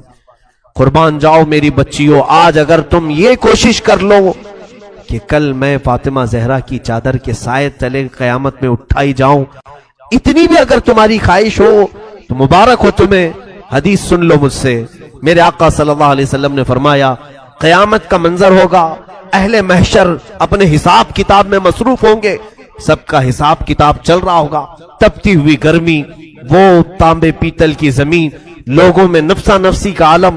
اچانک ایک منادی، ایک فرشتہ اعلان کرے گا، یا اہل محشر غضوا ابصارکم فإن فاطمة بنت محمد تمر إلى الجنہ. اے محشر کے میدان میں کھڑے ہونے والے لوگوں، سب اپنی نگاہیں نیچی کر لو، اس لیے کہ محمد عربی صلی اللہ علیہ وسلم کی بیٹی فاطمہ جنت کی طرف جا رہی ہے. 70,000 عورتوں کے جھرمٹ میں حضرت فاطمہ جنت میں جا رہی ہوں گی. قیامت کے دن بھی حکم ہوگا کہ نگاہیں نیچی کرو، نگاہیں نیچی کرو. شان والی فاطمہ جا رہی ہے، رسول پاک کی گھر والی جا رہی ہے. میرے عزیزوں، آج بچیوں کو یہ واقعات سنائیں، اپنی بہنوں کو یہ سیرتیں سنائیں، تاکہ ان کے اندر عفت، حیا اور جذبہ حجاب پیدا ہو۔ بے حیا عورتوں کے قصے سناؤ گے تو بے حیا بنیں گی، گندے سیریل اور گندے فلموں کو دکھاؤ گے تو ویسے ہی بننے کی عادتیں آئیں گی۔ کبھی کبھار میں عورتوں سے گزارش کروں گا، پوری زندگی ٹی وی پر نہ گزاریں، تھوڑا کبھی کبھار سیرت فاطمہ کو پڑھ لیا کریں، رسول کریم صلی اللہ علیہ وسلم کے گھر والیوں کی سیرت پڑھ لیا کریں۔ یاد رکھنا، اگر تم نے سیرت بھی پڑھ لی، آج حسن و حسین نہیں صحیح، غلام حسن اور غلام حسین تو ضرور پیدا ہوگا، تمہاری گودوں میں نونہال آئیں گے جو امت کی اصلاح کا کام کریں گے۔ میں دعا کرتا ہوں بارگاہ رب العزت میں، خدایا بحق بنی فاطمہ کہ برقول ایمان کنم خاتمہ، اگر دعوت امرت کنی ور قبول، منو دست دامان آل رسول۔ اے رب ذوالجلال، رسول پاک کے اس سخی گھرانے سے ہم سب کی محبتوں کو ہمیشہ قائم دائم رکھ۔ مولا رافضیوں سے، خارجیوں سے ہم سب کی حفاظت فرما۔ رسول اللہ کی اس آل جس آل میں ہر بچہ نور والا بچہ ہے، میرے مولا اس گھرانے کا فضل، ان کا سایہ، ان کا کرم ہم سب کے سروں پر قائم فرما۔ رسول اللہ کے گھر والوں کی برکتیں ہم سب کو نواز دے، ہماری بیویوں کو، بچیوں کو، ماؤں کو، بہنوں کو عفت، حجاب، حیا عطا فرما دے۔ اے کریم خدا ارحم الراحمین، جتنے اس محفل میں حاضر ہیں اور جو دور سے سن رہے ہیں، بچیاں، عورتیں، گھروں کی خواتین، سب کو مولا چادر زہرہ عطا فرما دے۔ قیامت کے دن مولا ہمارے گھر والیوں کو، سب کو اس فاطمہ زہرا کی جھرمٹ میں جگہ عطا فرما دے، جس جھرمٹ میں فاطمہ زہرا رضی اللہ تعالیٰ عنہ جنت کی طرف جا رہی ہوں، اسی جھرمٹ میں مولا ہماری ماؤں، بہنوں اور بچیوں کا حشر فرما دے۔ اے کریم خدا، آج پوری دنیا کو پھر سے فاطمہ کی ضرورت ہے، جو ایسی گود سے حسن و حسین پیدا کرے، جو کربلا کے واقعات کے بعد پھر سے اسلام کو زندہ کرے۔ مولا ہم سب کو ایسی خواتین عطا فرما، ایسے اصلاح کرنے والے بچے عطا فرما، ہمارے معاشرے کو نظر بد سے محفوظ فرما۔ کریم خدا، ہماری مجلسوں کو اپنی بارگاہ میں قبول فرما، اور ہماری اس مجلس کو ہماری نجات کا ذریعہ بنا دے۔ قیامت کے دن اسی مجلس کو ہماری بخشش کا ذریعہ بنا دے۔ امت مصطفیٰ کی خیر ہو مولا، دشمنان اسلام کو تو تباہ و برباد فرما، ان کے ناپاک منصوبوں کو تو خاک میں ملا دے، اسلام و سنیت کا بول بالا فرما، کفر و شرک کا منہ کالا فرما۔ اے رب ذوالجلال، ہماری دعاؤں کو رسول کریم صلی اللہ علیہ وسلم کی نالین پاک کے صدقے قبول و مقبول فرما۔ وصلی اللہ تعالی علی خیر خلقہ محمد وآلہ واصحابہ اجمعین، وآخر دعوانا الحمدللہ رب العالمین۔ فاطمہ الزہرا رضی اللہ تعالی عنہا کی جب آپ کے نکاح کا وقت آیا، حضرت علی کرم اللہ وجہہ الکریم کی طرف سے جب پیغام آیا، حضور اکرم صلی اللہ علیہ وسلم نے فوراً قبول کیا اور دونوں کا نکاح کیا، سادگی سے نکاح ہوا۔ تھوڑا سا جہیز جو حضور پاک صلی اللہ علیہ وسلم نے، ان کے جہیز کا لفظ جو استعمال کیا جاتا ہے، بعض لوگ اس کے جواز کے لیے اپنے سارے ساز و سامان اکٹھا کرنے کے لیے اس جہیز کا لفظ استعمال کرتے۔ بات در حقیقت یہ تھی کہ حضرت علی حضور کے ساتھ ہی رہتے تھے مدینے میں، جب ہجرت کر کے آئے تھے تو مدینے میں حضور کے ساتھ رہتے تھے۔ جب شادی ہوئی تو گھر الگ کرنا پڑا، تو جب نیا گھر لیا گیا تو حضور نے کچھ سامان دلایا، یہی جہیز ہے۔ بھائی نیا گھر دلایا جا رہا ہے، آج سے نئی زندگی وہ شروع کر رہے ہیں تو کچھ تو سامان لگے گا۔ میرے آقا صلی اللہ تعالی علیہ وسلم نے وہ گھر میں برتنے کے جو سامان حضرت فاطمہ کو دلائے، اسی کو جہیز کا نام دے کر کے یہاں کروڑوں وصول کرنے لگ گئے۔ ہاں، یہاں تو چار چار لوگ ایک ہی گھر میں رہتے ہیں پھر بھی جہیز لا رہے ہیں۔ بڑا بھائی بھی لایا، منجلا بھائی بھی لایا، تیسرا بھی لایا، اب تجوریاں رکھنے کی جگہ بھی نہیں ہے پھر بھی لایا۔ وہ نیا گھر بنایا گیا تھا حضرت علی کا، تو انہیں حضرت فاطمہ کے ساتھ رہنے کے لیے جو سامان دیا گیا میرے آقا صلی اللہ علیہ وسلم کی طرف سے۔ اور یہ بھی میں آپ کو بتاؤں کہ یہ جو سامان دیا گیا تھا، روایات میں ملتا ہے کہ حضرت علی نے جو مہر کی رقم دی تھی اسی رقم سے دلایا تھا۔ میرے آقا صلی اللہ تعالی علیہ وسلم نے، حضرت علی رضی اللہ تعالیٰ عنہ نے جو مہر ادا کیا، اتنا مہر کوئی نہیں دینا چاہتا آج۔ مہر نظر نہیں آتا لیکن جہیز نظر آتا ہے۔ حضرت فاطمہ کا جہیز لوگوں کو معلوم ہے، حضرت علی کا مہر نہیں معلوم. 10,000 سے زیادہ ہو جائے تو جماعت میں جھگڑے چلتے ہیں, مہر اتنا زیادہ کیوں رکھا, اور جوڑا 25,000 کا عورت کی طرف سے ضرور چاہیے. تم 10,000 کا مہر اپنی اس عورت کو نہیں دینا چاہتے جس کے ساتھ پوری زندگی بتانے والے ہو, وہ اپنا پورا جسم تمہارے حوالے کر رہی ہے. 10,000 کا مہر نہیں دینا چاہتے, 786 روپے رکھو مولانا, بس اتنا ہی کافی ہے. 786 روپے میں پوری اس کی 50 سال زندگی خرید رہے ہو. پتہ نہیں کتنی زندگی, 50 ہے, 25 ہے, 40 ہے, جو بھی ہے. میرے عزیزو, مہر جو ہے اس کا شرعی حق ہے جو اس کی پوری زندگی کے لیے تم دے رہے ہو. یہ نہیں کہ خالی ایک رات کا یہ معاوضہ ہے یا ایک شادی کے دن کا کوئی نذرانہ ہے, پوری زندگی کا اس کا حق ہے. آپ انصاف تو کر کے دیکھو, آپ اس سے وصول کتنا رہے اور اسے دے کیا رہے. ہاں, شادی کے وقت جو تمہارے لیے اس کا باپ خرچہ کرتا ہے وہ پتہ نہیں کتنے لاکھوں میں چلا گیا. بہرحال میں اس عنوان پر نہیں جاتا. سیدہ کائنات فاطمہ الزہرا رضی اللہ تعالیٰ عنہ کی ایک بات مجھے یاد آتی ہے. حضور پاک صلی اللہ تعالیٰ علیہ وسلم ان کے پاس تشریف لائے, کہا فاطمہ تمہارا نکاح علی کے ساتھ کر رہا ہوں, منظور ہے؟ حضرت فاطمہ نے کہا بابا جان آپ جو فرمائیں منظور ہے. حضرت علی مہر کتنا دیں گے؟ حضور پاک صلی اللہ علیہ وسلم نے فرمایا 400 مسقال چاندی دیں گے. 400 مسقال چاندی, وہی زمانے کا حساب کیلکولیشن الگ ہوتا ہے. آپ کسی بھی دارالفتہ سے سوال کر کے پوچھ سکتے ہیں کہ اس وقت کیلکولیشن میں کتنا بیٹھتا ہے, اگر کسی کو شوق ہے تو. حضرت فاطمہ کا یہ مہر طے پایا, مہر مقرر بھی ہو گیا. بعض روایات میں یہ ملتا ہے کہ حضرت فاطمہ نے کہا اے اللہ کے نبی صلی اللہ علیہ وسلم, یہ نکاح کس کی جانب سے ہو رہا ہے؟ حضور نے فرمایا اللہ کی طرف سے. اللہ تعالیٰ نے پسند فرمایا کہ تمہارا نکاح علی کے ساتھ ہو. تو حضرت فاطمہ کہتی ہیں تو پھر میرا مہر بھی اسی شان کے مطابق ہونا چاہیے. 400 مسقال چاندی, کہا میرا مہر بھی اس شان کے مطابق رکھیں جو اللہ تعالیٰ نکاح کر رہا ہے. حضور پاک صلی اللہ علیہ وسلم نے پوچھا فاطمہ تم کیا پسند کرتی ہو مہر میں, تم کیا لینا چاہتی ہو مہر میں؟ حضرت فاطمہ نے کیا کہا, اللہ اکبر, قربان جاؤ مسلمانوں. کہتی ہیں آقا اگر اللہ نکاح کر رہا ہے تو رب تعالیٰ سے یہ لکھوا لیں کہ آپ کی امت کی بخشش میرے مہر میں رکھی جائے. اللہ اکبر, آپ کی امت کی مغفرت اور بخشش میرے مہر میں رکھی جائے. خواہشیں ہوں تو ایسی ہوں, تمنائیں ہوں تو ایسی ہوں. رسول پاک صلی اللہ تعالی علیہ وسلم کی بارگاہ میں اگر کوئی عزیز بننا چاہتا تو صرف ان کی امت کی بات کرتا, حضور خوش ہو جاتے تھے. میرے عزیزو, آج بھی یہی حال ہے کہ اگر تم امت کا خیال کرو گے تو میرے آقا خوش ہو جاتے ہیں. اگر تم حضور کی امت کے بارے میں بات کرو گے, حضور پاک بے انتہا تمہیں نوازنے لگتے ہیں. حضرت جبرائیل امین نے بھی یہ محسوس کیا. جانتے ہیں حضرت جبرائیل حضور صلی اللہ تعالیٰ علیہ وسلم سے قربت چاہتے تھے تو حضور پاک صلی اللہ تعالیٰ علیہ وسلم سے انہوں نے کیا کہا جانتے ہیں؟ اے اللہ کے نبی صلی اللہ علیہ وسلم, میں چاہتا ہوں میں اپنی طرف سے آپ کی بارگاہ میں کوئی چیز پیش کروں جس سے آپ خوش ہو جائیں. اب حضور کس چیز سے خوش ہوتے ہیں؟ مکہ والوں کی تکلیفیں الگ ہیں, تبلیغ اسلام میں آنے والی تکلیفیں الگ ہیں, سب چیزیں ہیں. لیکن حضرت جبرائیل نے یہ سب نہیں کہا کہ ان دشمنوں کو میں اپنے پر سے ہلاک کر دوں گا یا تبلیغ اسلام میں چلنے والوں کے لیے راہ ہموار کر دوں گا, بلکہ جبرائیل امین نے یہ پیش کیا کہ آقا قیامت کے دن جب آپ کی امت پل صراط سے گزر رہی ہوگی میں اپنے پر بچھا دوں گا.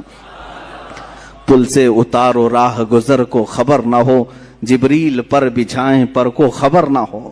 عزیزان گرامی, حضور پاک صلی اللہ علیہ وسلم کی بارگاہ میں جیسے ہی انہوں نے التجا پیش کی میرے آقا خوش ہو گئے. حضور اکرم صلی اللہ تعالیٰ علیہ وسلم کی احادیث سے یہ بھی ملتا ہے جس نے یہ دعا کی اللہم اغفر امت محمد صلی اللہ علیہ وسلم مغفرتا عامہ, اللہم ارحم امت محمد صلی اللہ علیہ وسلم رحمتا عامہ. اے اللہ امت محمدیہ کی عام مغفرت فرما, اے اللہ امت محمدیہ پر عام رحم فرما. جس نے یہ دو دعائیں کی حضور فرماتے میری شفاعت اس پہ واجب ہو گئی. امت کی بھلائی کا خیال کرو. حضرت بی بی فاطمہ ہی تو ہیں کہ جو رسول پاک صلی اللہ تعالی علیہ وسلم جنگل میں جا کر کے جب رونے لگے، کسی کے کہنے سے آپ سر نہیں اٹھاتے تھے، حضرت فاطمہ آئیں، کہا بابا جان آپ سر اٹھائیں، میرے آقا آپ سر اٹھائیں۔ حضور پاک امت کے غم میں رو رہے تھے کہ اللہ تعالیٰ میری امت کی بخشش ہو جائے۔ حضرت فاطمہ نے کیا کہا جانتے ہیں؟ حضور سے اتنا عرض کیا کہ یا رسول اللہ، جب تک آپ کی فاطمہ زندہ ہے کوئی رات سوئے گی نہیں، آپ کی امت کی مغفرت کی دعا کرتی رہے گی۔ حضور پاک نے سر اٹھا دیا۔ حضور پاک صلی اللہ علیہ وسلم کے پاس جب کبھی کوئی امت کی بھلائی کی بات کرتا ہے، میرے آقا اس پر نوازشیں زیادہ کرتے ہیں۔ آج بھی اگر تم چاہتے ہو مسلمانوں کہ نبی کونین کو خوش دیکھو اور حضور پاک کا دیدار کرنا چاہتے ہو تو بھلائی امت میں لگ جاؤ، ایک رات وہ بھی آئے گی کہ میرے آقا خود تمہیں اپنے دیدار سے مشرف کریں گے۔ امت کی بھلائی کا خیال تو کرو، حضور پاک صلی اللہ علیہ وسلم کی بھولی بھالی امت کے لیے فکر تو کرو۔ سیدہ کائنات نے ہمیں یہ مزاج دیا، فاطمہ الزہرا رضی اللہ تعالیٰ عنہا نے ہمیں یہ مزاج دیا۔ ساتھ ہی میں ہر اس بیٹی کو بھی کہتا ہوں جو اپنے باپ کا خیال کرے، اپنے باپ کا خیال نہیں کرتی ہے، وہ سوچے کہ حضرت فاطمہ رضی اللہ تعالیٰ عنہا حضور اکرم صلی اللہ تعالیٰ علیہ وسلم کا کس قدر خیال فرماتی تھی، ان کے تبلیغی مساعی میں کس طرح سے وہ شانہ بشانہ ٹھہرتی، کبھی اپنی جانب سے کوئی ایسی خواہشات نہیں کی۔ حضور پاک صلی اللہ تعالیٰ علیہ وسلم کی بارگاہ میں ایک مرتبہ آئی تھی، بس وہ غلام مانگنے کے لیے۔ جنگ بدر کے قیدی جو غلام بنائے گئے تھے وہ تقسیم کیے جا رہے تھے، وہ بھی مال غنیمت میں تھا، وہ حضرت علی رضی اللہ تعالیٰ عنہ کے کہنے سے آئی تھی۔ حضرت فاطمہ جنتی خواتین کی سردار ہونے کے باوجود گھر کے کام خود کرتی تھی، اتنا کہ ان کے ہاتھوں میں چھالے پڑے ہوئے تھے، چکی پیس کر، روٹیاں بنا کر اور گھر کے سارے کام کاج کرتے ہوئے ان کے ہاتھوں میں چھالے تھے۔ وہ کس کی بیٹی ہیں؟ رسول پاک صلی اللہ علیہ وسلم کی۔ آج تھوڑے سے کسی مالدار کی بیٹی کو کام لگا دو، جھاڑو لگانے کے لیے کہو، نخرے کرے گی، میرا یہ کام نہیں ہے۔ وہ رسول پاک صلی اللہ علیہ وسلم کی صاحبزادی ہیں، غربت کی وجہ سے نہیں۔ جس کو جنتی خواتین کا سردار کہا گیا ہو وہ چاہے تو ان کے لیے سونے اور چاندی کے پہاڑ چلا کریں، لیکن باوجود اس کے فقر و فاقہ انہوں نے پسند کیا۔ حضور پاک صلی اللہ علیہ وسلم کی بارگاہ میں آئی تھی، میرے آقا صلی اللہ علیہ وسلم نے یوں جواب میں ارشاد فرمایا، فاطمہ ایسا کیسے ہو سکتا ہے؟ بدر کے یتیموں کا حق باقی ہے، میں ان کا حق دیے بغیر تجھے کیسے غلام دے دوں؟ جاؤ، جب تھکن زیادہ ہو جائے کام کاج سے 33 بار سبحان اللہ پڑھو، 33 بار الحمدللہ پڑھو، 34 بار اللہ اکبر پڑھو، اللہ تعالیٰ تمہاری ساری تھکن دور فرمائے گا۔ اسی کو آج ہم تسبیح فاطمہ بھی کہتے ہیں، ہم نمازوں میں پڑھتے ہیں، نمازوں کے بعد پڑھتے ہیں۔ یہ تسبیح فاطمہ حضور کی طرف سے عطا کی ہوئی تسبیح ہے۔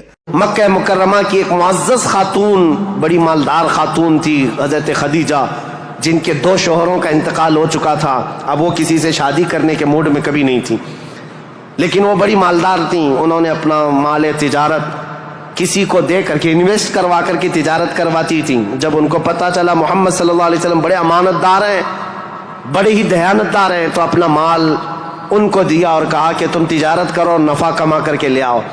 رسول پاک صلی اللہ علیہ وسلم ان کا مال تجارت لے کر ملک شام گئے اور اتنا نفع ہوا اس مال میں۔ واپس جب آ رہے تھے تو حضرت خدیجہ کا ایک غلام میسرہ تھا۔ حضرت خدیجہ نے کہا تھا، میسرہ تم ہمیشہ محمد پر نظر رکھنا، دیکھتے رہنا یہ کیسی کیسی تجارت کرتے ہیں، کتنا نفع کرتے ہیں، اسی لیے نہیں کہ خرد برد ہوگا، اس لیے کہ مدد کے طور پر۔ جب یہ قافلہ واپس مکہ آ رہا تھا، اب پھر ٹرننگ پوائنٹ ہے یہاں پر، حضرت خدیجہ اپنے گھر کے بالا خانے پر بیٹھ کر کے اپنا نفع شدہ قافلہ جو مکہ میں داخل ہو رہا ہے اس کو دیکھنے کے لیے بیٹھی ہوئی تھی۔ بڑا گھر تھا، بڑا محل تھا۔ جب وہ اوپر سے نظارہ کر رہی تھی، وہیں سے دیکھ کر کے وہ گرویدہ ہو گئی کہ اتنی دور سے دیکھ رہی تھی، قافلہ صاف نظر نہیں آ رہا تھا لیکن چہرہ محمد سب سے زیادہ چمکتا ہوا نظر آ رہا ہے۔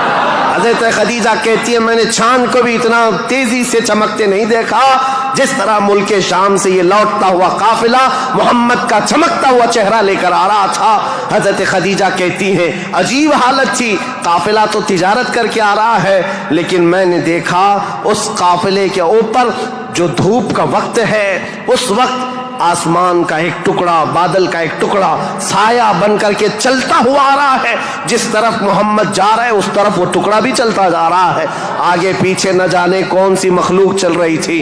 हजरत खदीजा का दिल यहीं से बेकरार हुआ।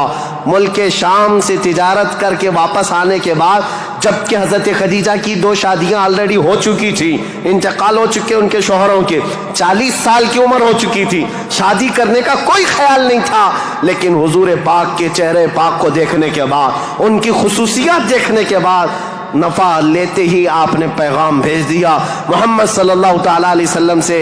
कहा क्या आप मुझसे निकाह करना चाहें? वो रूए मोहम्मद सल्लल्लाहु ताला अलैहि वसल्लम की गर्विदा खातून, उनका पैगाम पहुंचते ही रसूल पाक सल्लल्लाहु ताला अलैहि वसल्लम ने खुद से कबूल नहीं किया, अपने चाचाओं और फूफियों के दरमियान इस मसले को रखा। जनाब अबू तालिब थे, सारे फूफियाँ और चचा बैठे, उनके सामने रखा कि हजरत खदीजा के पैगाम निकाह आया हुआ है।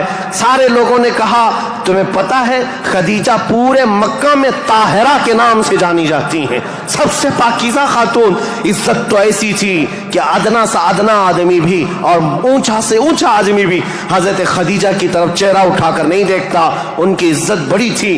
कहा कि अगर मोहम्मद तुम्हारे लिए उनकी तरफ से पैगाम आया है तो कबूल कर लो। रसूल पाक सल्लल्लाहु ताला अलैहि वसल्लम ने जवाब भेजा कि मुझे बताया गया है कि मक्का में सबसे शरीफ खातून अगर कोई है तो खदीजा का नाम है। मेरे अजीजों, खातून शरीफ क्यों ना होगी? इसलिए कि जिसके पेट से पैदा होने वाली बेटी फातिमतुज़ ज़हरा हो, सैयदा कायनात हो, तो फिर माँ का आलम क्या हो सकता है? अल्लाह करीम ने ये इंतखाब फरमाया था। रसूल करीम सल्लल्लाहु ताला अलैहि वसल्लम ने इस निकाह को दिलो जान से पसंद किया। निकाह की तकरीब हुई। निकाह की तकरीब में जनाब अबू तालिब और हुजूर के सारे चचा और फूफियाँ भी शरीक हुए। खुतबा निकाह का खुतबा जनाब अबू तालिब ने पढ़ा था। वो खुतबा आज भी मौजूद है जो मेरे आका सल्लल्लाहु ताला अलैहि वसल्लम के पहले निकाह में खुतबा हुआ था। इस खुतबे के बाद निकाह मुकर्रर होने के बाद रसूल करीम सल्लल्लाहु ताला अलैहि वसल्लम की ये शरीक हयात, ये रफ़ीक़ हयात, ये महबूब रब्बुल आलमीन सैयदा खदीजा हुजूर की ऐसी वफा शियार खातून बन करके रही कि अल्लाह की कसम आज भी पूरी रोए ज़मीन पर जो मेरे आका की औलाद सादात के नाम से जानी जाती हैं, वो कहीं और नहीं, वो खदीजा की पेट से पैदा होने वाली औलाद है। हज़रत खदीजा के बतन से मेरे आका की 6 औलाद हुई, 3 बेटे और 3 बेटियां। रसूल करीम सल्लल्लाहु ताला अलैहि वसल्लम की 6 औलाद की माँ हज़रत खदीजा है। ये बड़ी उल्फत और मोहब्बत की ज़िंदगी गुजरी है मेरे आका सल्लल्लाहु अलैहि वसल्लम की। लेकिन जब मेरे आका की उम्र पाक 50 साल की हुई और हज़रत खदीजा की उम्र उस वक्त तकरीबन आप अंदाज़ा कर सकते हैं 25 साल ज़्यादा थी, 75 साल की खातून थी। 75 साल की खातून, अल्लाह अकबर, 75 साल की खातून किसको कहते हैं? उम्र का वो पड़ाव जिसमें बूढ़ा अपने आज़ा से मजबूर हो जाता है और उसके पट्टे जवाब दे जाते हैं, चलना फिरना दुभर हो जाता है। लेकिन कसम खुदा की जब मैं ये रिवायत पढ़ता हूँ कि जब रसूल करीम सल्लल्लाहु ताला अलैहि वसल्लम 3000 फीट ऊंची पहाड़ी गारे हिरा में जाकर इबादत करते थे, कभी 2-2 दिन तक नहीं आते थे, तो 75 साल की ये खातून दिन में 2 मरतबा पहाड़ी पर जाती थी खाना लेकर के और उतरती थी। आज मैं बताऊं, हम जैसों की जवानी में 1 मरतबा पहाड़ पर चढ़ करके आ जाएं, 8 दिन तक पट्टे दर्द करते हैं, पैर दर्द करते हैं। मैं समझ नहीं पाता वो खदीजतुल कुबरा की वफा शियारी को दिन में 2 मरतबा अपने नबी पाक अपने रफीक हयात के लिए ऊपर जाती थी, नीचे आती थी। कभी रसूलुल्लाह पहाड़ से उतर रहे होते, हजरत खदीजा घर के बाहर आकर खड़ी होती, कड़ी धूप होती, सूरज की तमाज़त होती, लोग चलते फिरते कहते खदीजा अपने शौहर का इंतजार कर रही हो? कहती हाँ, मेरे शौहर पहाड़ से उतर रहे हैं, गारे हिरा से आ रहे हैं। उस वक्त लोग कहते खदीजा अंदर छांव में बैठो, इंतजार करो, उनके आने में काफी वक्त है। खदीजा कहती मेरा दिल गवारा नहीं करता, मेरा शौहर धूप में उतर रहा हो और उनकी औरत छांव में बैठी रहे। जब तक वो धूप में उतरते रहेंगे मैं धूप में खड़ी रहूंगी। ये वफा शियारी ایسی تھی، آپ کو پتا ہے سب سے پہلی وہی قرآن کی جو غار ہرا میں آئی ہے، جبرائیل امین لے کر کے آئے ہیں۔ اسلام کی تاریخ میں اگر یہ نہ بتائیں تو ابتدا ہی نہ ہوگی، کیونکہ رسول اللہ صلی اللہ تعالیٰ علیہ وسلم جب 40 سال کی عمر میں تھے، غار ہرا میں جا کر عبادت کرتے، جبرائیل امین آئے قرآن کی آیتیں لے کر اور حضور سے کہا اقرا، حضور نے کہا ما انا بقاری، میں نہیں پڑھوں گا۔ وہ کہتے تھے پڑھو، حضور کہتے میں نہیں پڑھوں گا، سینے سے سینہ لگا کر دبوچتے تھے۔ 3 مرتبہ ہوا، چوتھی مرتبہ کہا اقرا بسم ربک الذی خلق، پڑھو اس رب کے نام سے جس نے پیدا کیا ہے۔ رسول محترم صلی اللہ تعالیٰ علیہ وسلم نے پڑھنا شروع کیا، اور پھر آیتیں سب سے پہلے جو آئی ہیں، اسلام کی ابتدا نور الہی کا ظہور ہے، نور الہی کا نزول ہے، اللہ کا کلام اتر رہا ہے پہاڑ پر، پہاڑ کی چوٹیوں پر، جس کو آج بھی جبل نور کہا جاتا ہے، نور کی پہاڑی، جہاں نور اترا، نور کا پہاڑ ہے، اور کس پر اترا؟ جس پر اترا وہ نور علی نور ہے۔ قرآن کی آیتیں آئیں، اقرأ بسم ربک الذی خلق، خلق الانسان من علق، اقرأ وربک الاکرم الذی علم بالقلم، علم الانسان ما لم یعلم۔ یہ 5 آیتیں دے کر جبرائیل امین چلے گئے۔ رسول پاک صلی اللہ تعالیٰ علیہ وسلم پر جو وحی آئی تھی اس کا اثر ایسا تھا، سخت ٹھنڈیوں کے دن تھے، موٹے موٹے پسینے کے بوند پیشانی سے نکلتے تھے۔ جب رسول پاک تشریف لائے، پہلا واقعہ دیکھا تھا حضور نے، پہلا واقعہ تھا جبرائیل امین اس طرح آیتیں لے کر آئے۔ یہ آیتیں اترنا آسان بات نہیں، قرآن خود کہتا ہے، میرا مولا فرماتا ہے اگر ہم یہ پہاڑوں پر اتار دیتے، پہاڑ ریزہ ریزہ ہو جاتے، ٹکڑے ٹکڑے ہو جاتے، لیکن قلب مصطفیٰ نے اس کا بوجھ اٹھا لیا ہے۔ رسول اللہ کے دل نے اس امانت کو اٹھایا تھا، لیکن چل کر کے دنیا کا وہ پہلا انسان، دنیا کی وہ پہلی شخصیت ہے جس کو قرآن سنایا میرے آقا نے، وہ کوئی اور نہیں، ام المومنین سیدہ خدیجۃ الکبریٰ ہے۔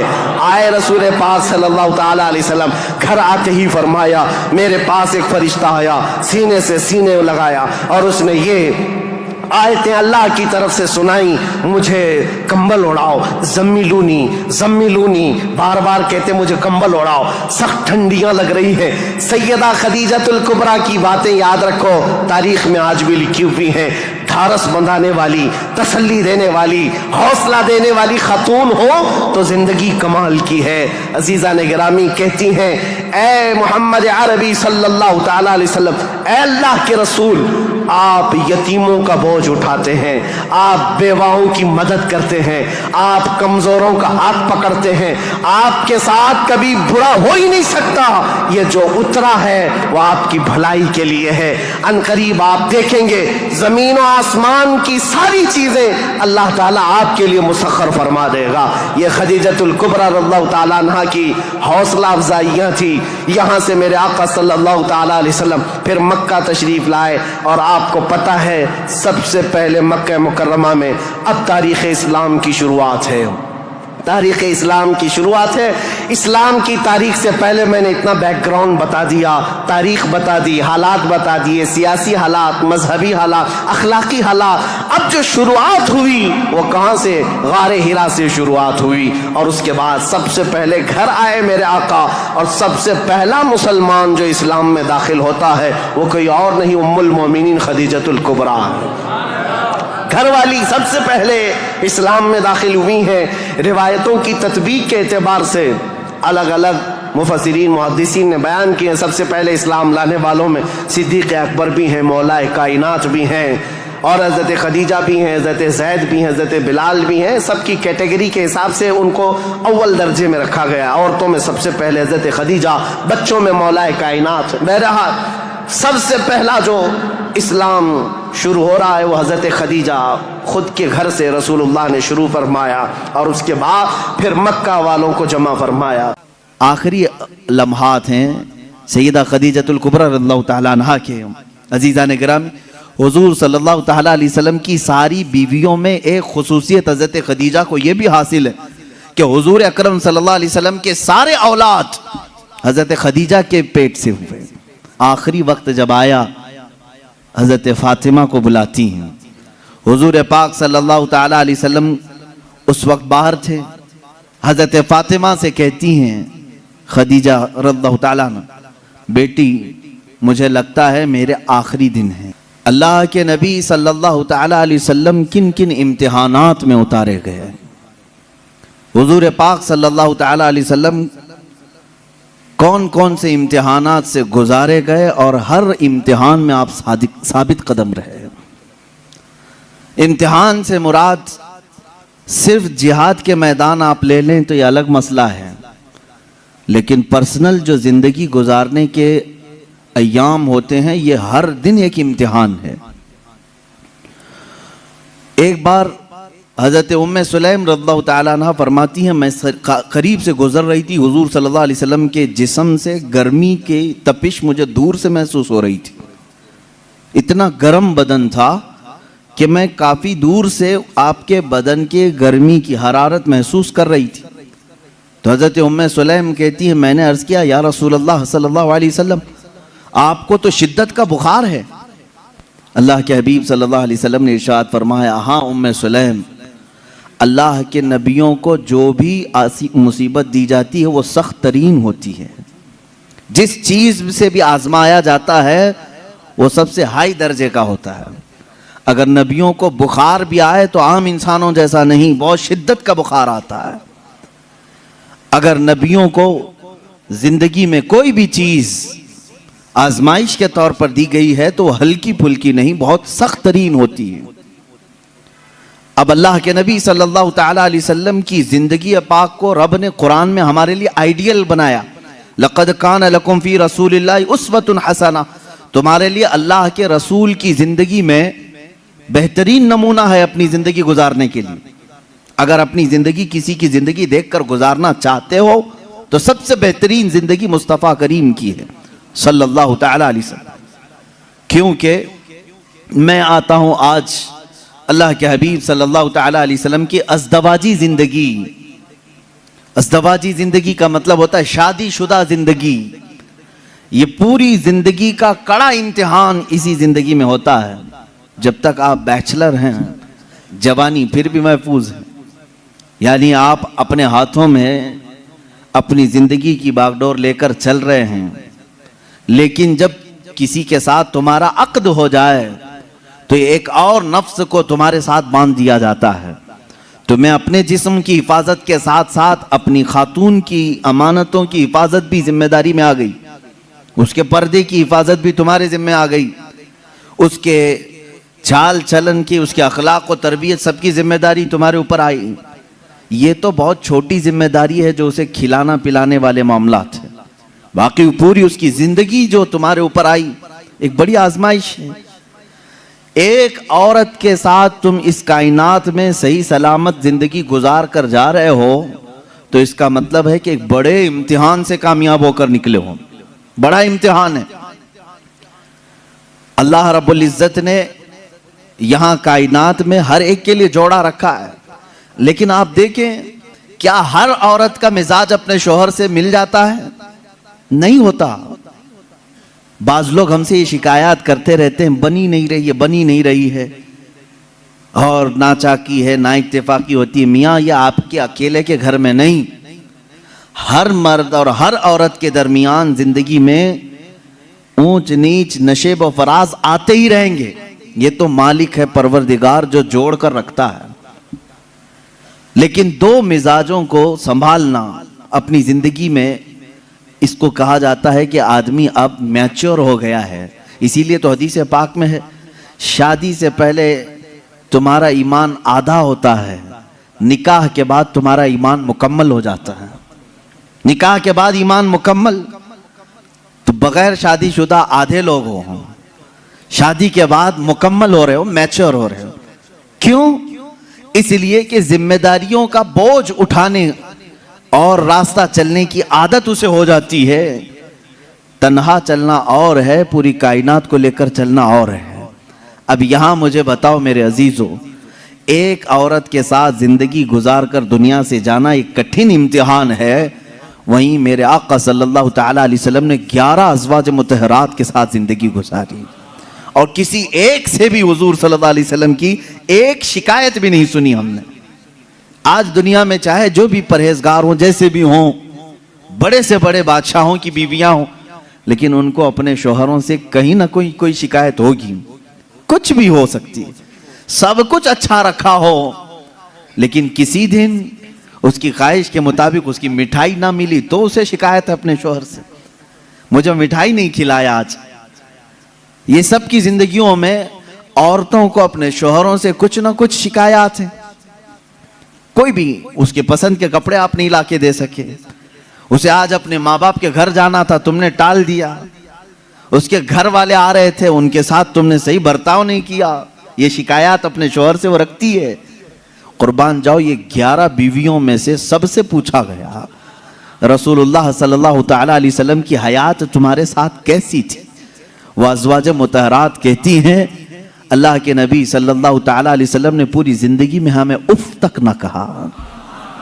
हम गलतियां करती थी, खता करती थी, लेकिन रसूल पाक सल्लल्लाहु तआला अलैहि वसल्लम उसे दरगुजर फरमाया करते थे।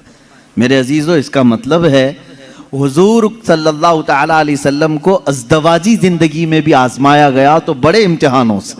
यहाँ हम एक बीवी के साथ इम्तिहान में आए हैं, रसूल पाक सल्लल्लाहु तआला अलैहि वसल्लम ने 11 अज़वाज मुतहरात के साथ अदल व इंसाफ का परचम बुलंद किया है, कोई एक बीवी भी शिकायत नहीं कर सकती।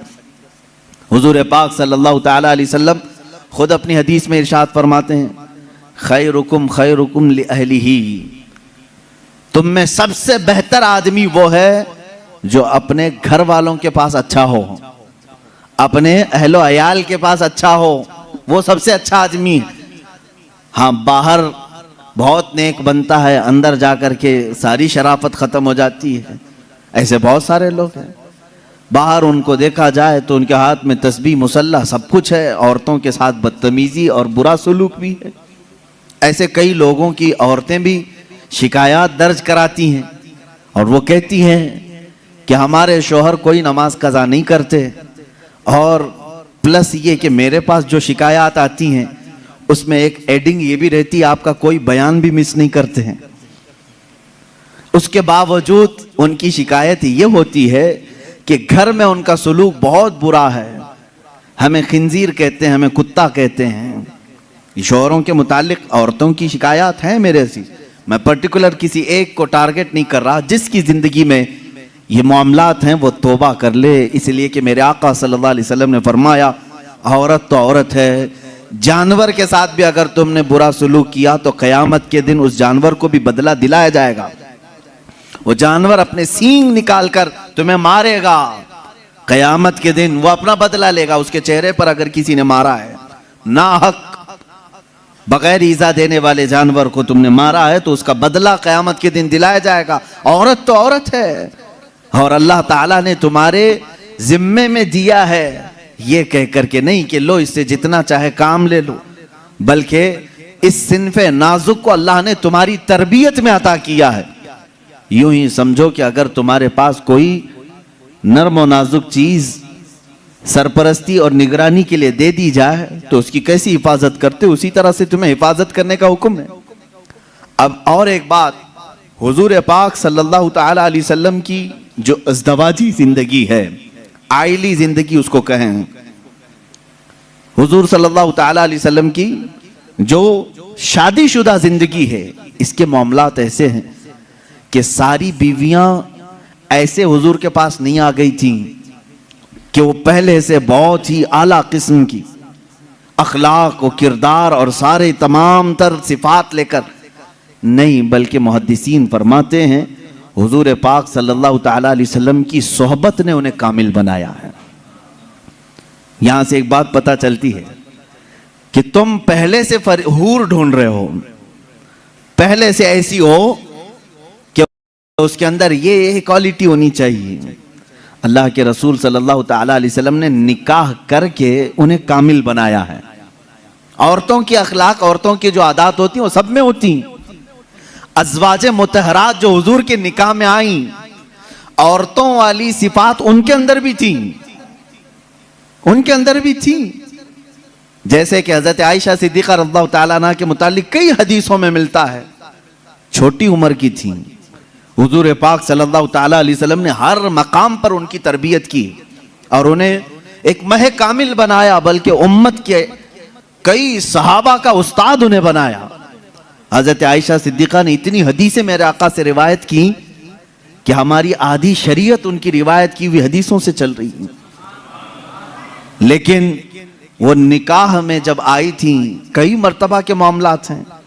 حضور پاک صلی اللہ تعالی علیہ وسلم کے ساتھ ان کے کیسے معاملات تھے، اپنی بیویوں کے ساتھ حضور کا سلوک کیسا تھا.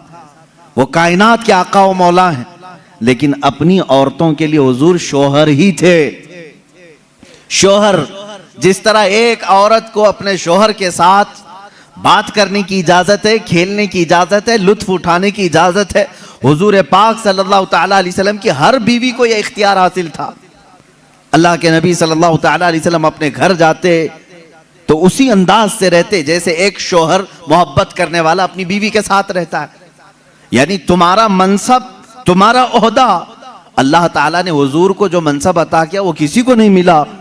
لیکن رسول کریم صلی اللہ علیہ وسلم نے اپنی بیویوں کے ساتھ شوہر والا سلوک فرمایا. یہ کہنے کا مطلب کیا ہے میرے عزیزو؟ ہو سکتا ہے تم کمپنی کے سیٹ ہو، تمہارے